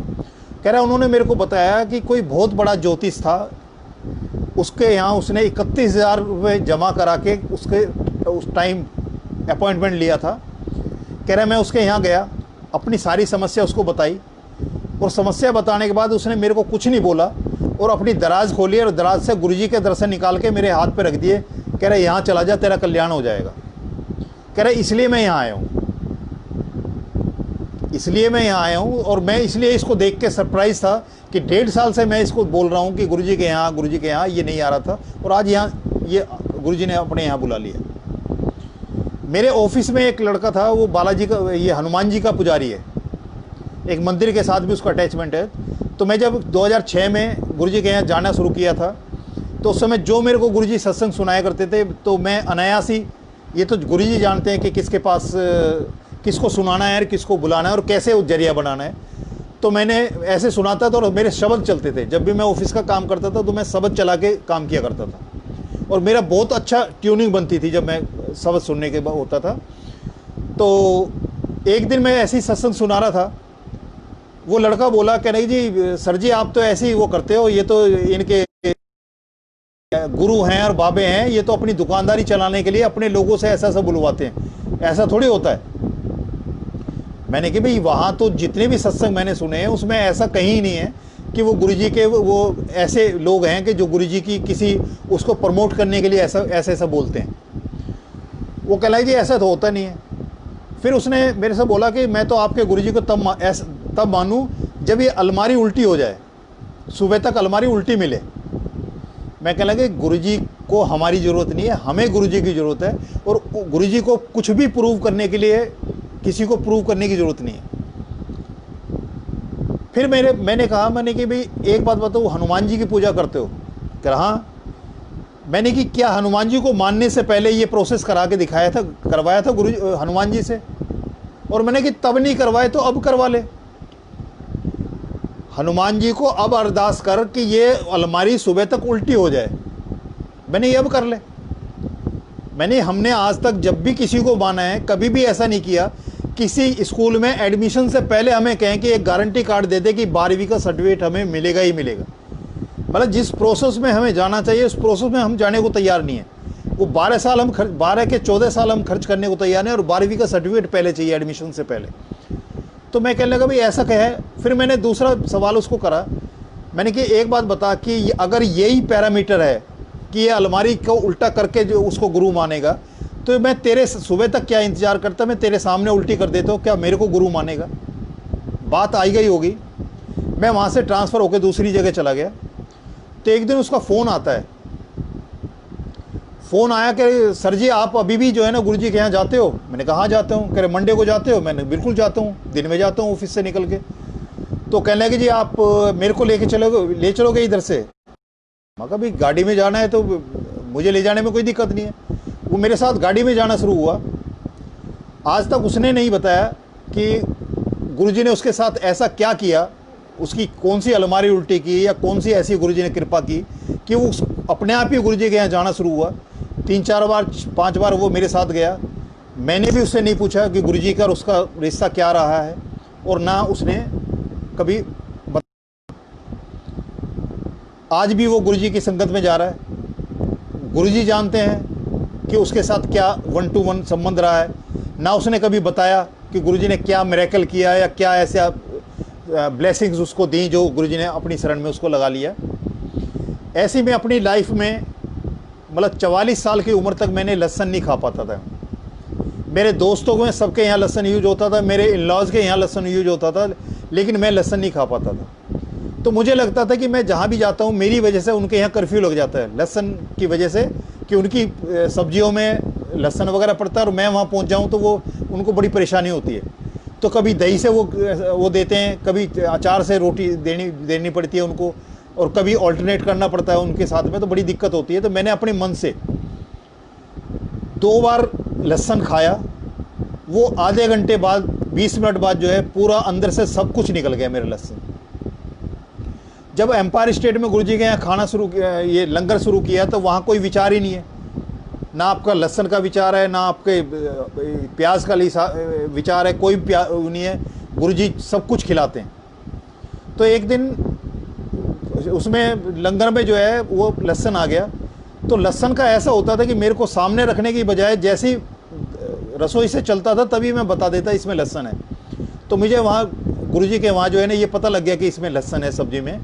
लेकिन क्योंकि वहाँ तो प्रसाद है, जब हम प्रसाद लेते हैं तो उसमें तो ना नमकीन होता, ना मीठा होता, ना कड़वा होता, ना वो अन्न है, ना वो कुछ भी नहीं है। प्रसाद को प्रसाद की भावना से लेंगे तो वो प्रसाद है, आपका काम करेगा। जब हम उसमें अन्न, मीठा, खट्टा, नमकीन ये सब ढूंढना शुरू करेंगे तो वो प्रसाद की अहमियत ख़त्म कर दी हमने।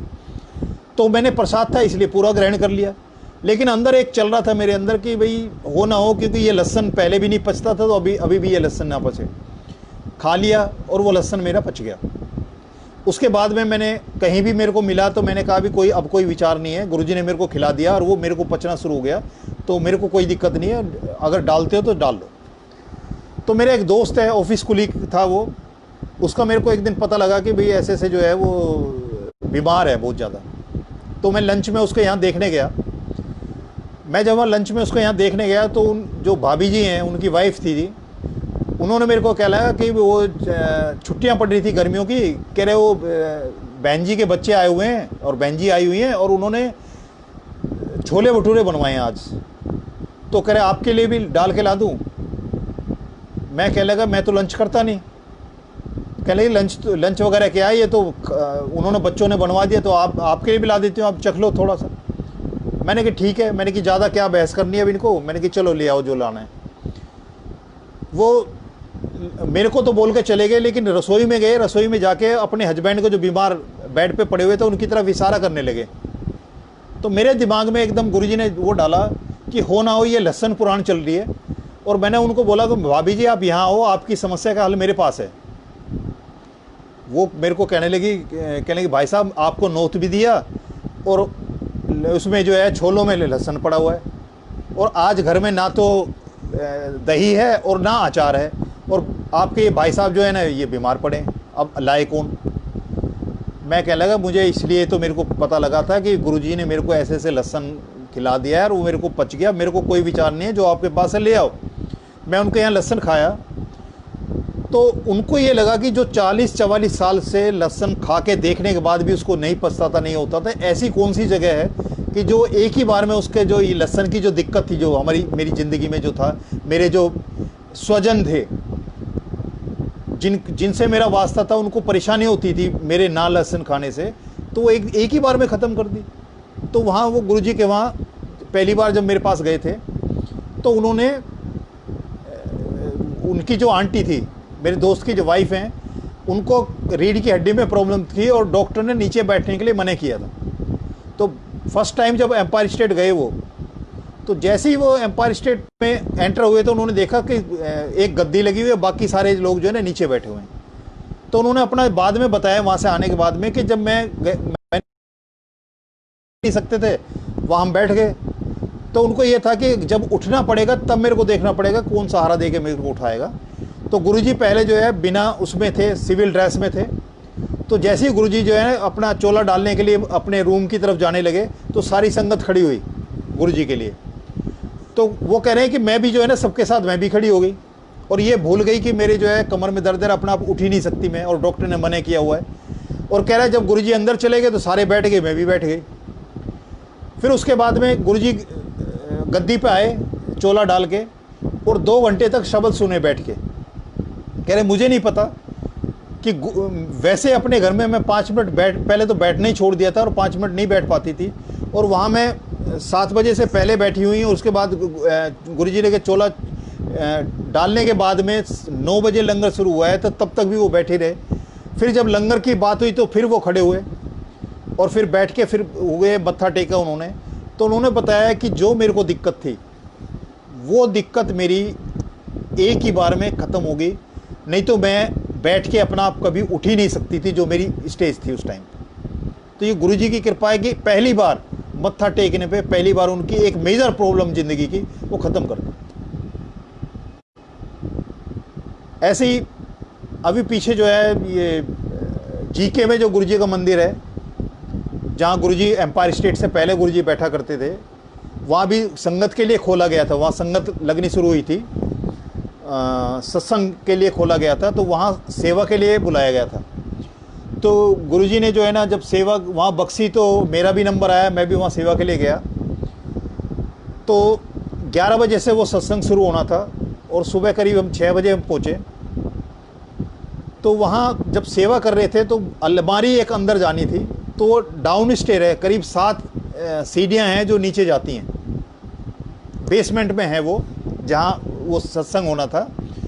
तो एक अंकल सेवादार और मैं, हम दोनों जो है अलमीरा ले रहे थे, तो मेरा मुंह जो है सीढ़ियों की तरफ नहीं था, पीठ थी मेरी, और दूसरे अंकल थे वो दूसरी तरफ से पकड़े हुए थे वो। और गोदरेज की अलमारी थी, और करीब 70-80 किलो कहीं ना कहीं वज़न रहा होगा उसका। वो अलमारी ला रहे थे, तो मुझे नहीं पता लगा कि मेरे पीछे जो है स्टेयर आ गए हैं और मेरे को नीचे जाना है, और एकदम से जो है मेरे हाथ से जो है ना अलमारी छूट गई, और एकदम पीछे मैं गिरा, और सीधा जाके जो है ना दीवार का एक कोना था मेरी कमर में लगा, एकदम कमर में जाके फिट बैठा।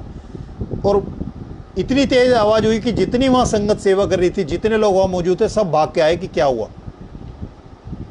7 सीढ़ियों से नीचे गिरा एकदम, और डायरेक्ट कोना लगा है वो कमर पे, और वो भी रीढ़ की हड्डी पे।